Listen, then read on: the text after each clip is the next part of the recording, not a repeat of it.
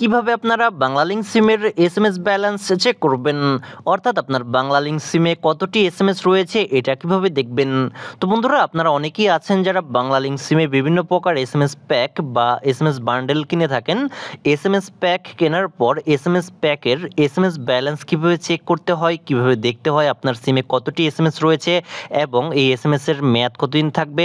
তো বন্ধুরা, এটি চেক করার জন্য আপনাদেরকে যে কাজটি করতে হবে, আপনাদের ফোন থেকে চলে যেতে হবে ফোনের ডায়াল প্যাডে আসার পর এখানে আপনাদেরকে টাইপ করতে হবে *121*1*1# এই কোডটি টাইপ করার পর এখন আপনারা আপনাদের বাংলালিংক সিম দিয়ে ডায়াল করে দিবেন।